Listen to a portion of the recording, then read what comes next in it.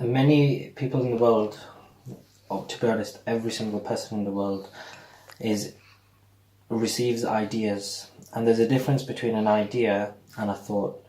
And this was inspired to me and Tanim now because we just came back from Isha Salah in the mosque, and I had an idea that came to me in the prayer.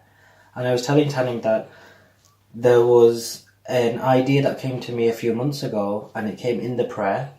And from the prayer, immediately, I acted upon it after the prayer. Not after the farz, did the sunnat of it, came home and then did it.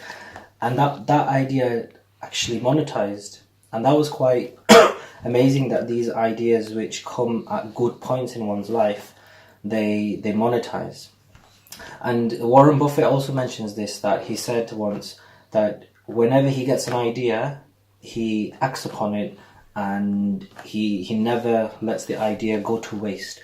And he has many months which pass without any good idea at all. So he referred to them as like rain and warm spells and cold, wet spells. Sometimes there's a wet spell, you get lots of good raindrops coming and you catch them, and then sometimes there's no rain at all. So, and someone asked me what's the difference between a thought and an idea, because in the prayer there's a shaitan that is specifically assigned to stop people from listening or from praying or from to distract them. And that shaitan's job is to distract. And when angels, so shayateen, they inspire evil thoughts, negative thoughts, bad thoughts. But angels inspire good thoughts and beneficial thoughts that will help you in this world, help you in the hereafter.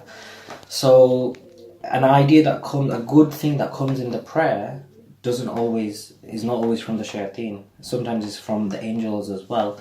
And the way to make sure that this idea is, you don't forget Allah's remembrance from it in the prayer is, let's say I'm in the mosque and my mind goes to the house. So I'm in the house and the idea, this idea is there, but the idea is related to the house. So now in your mind, you're in the house.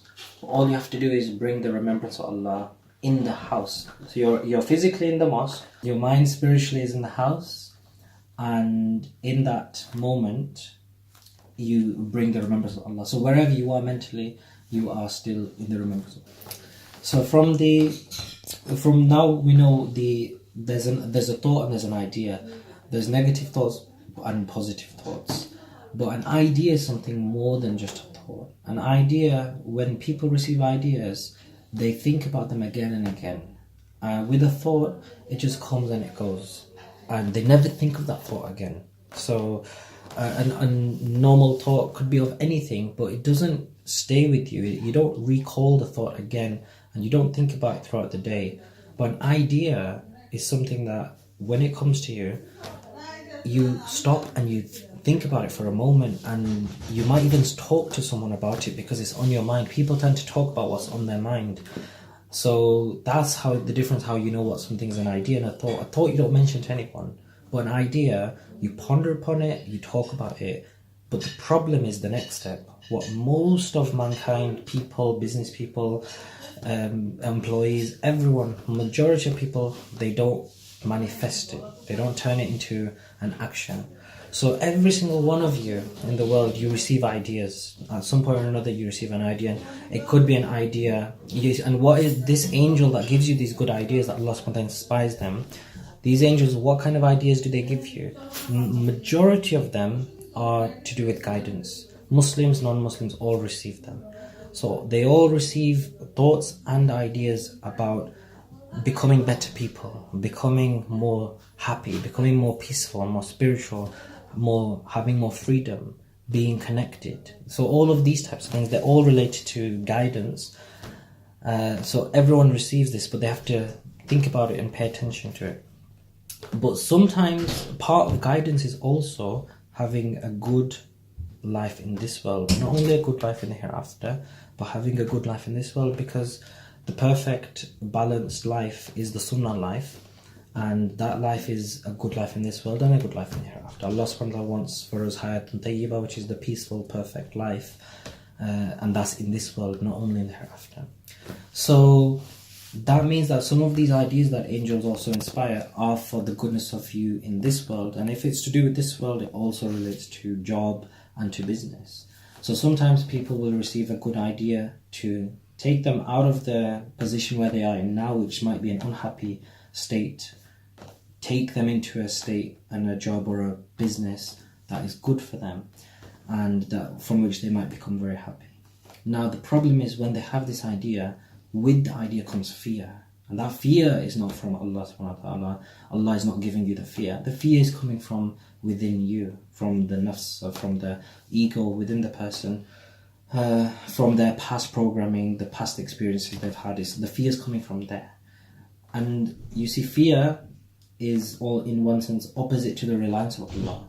So if a person relied on Allah Azza wa Jal, they wouldn't have fear of any particular matters. So when you have fear of manifesting your idea, the one thing to realize is that this shows you have a lack of reliance on Allah, and that is something to practice in every aspect of life. Reliance on Allah changes one life for the better in every way. So the fear is what's stopping you, and fear can only be overcome by facing the fear head on.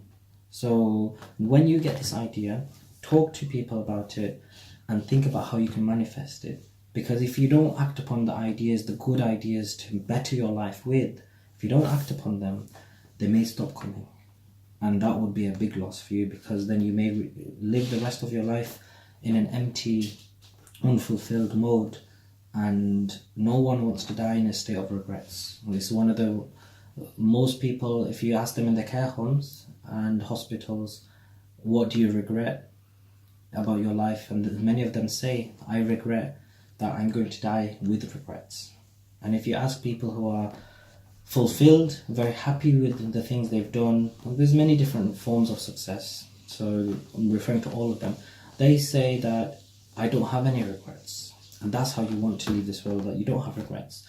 So next time you have an idea, think about it, talk about it, write it down, straight away write it down, and start to manifest it. Put the steps in place of how to turn it into reality, and before you know it, it will become reality. And then hopefully your life will change for the better, and then you can let us know how this has helped you inshallah in the future as well.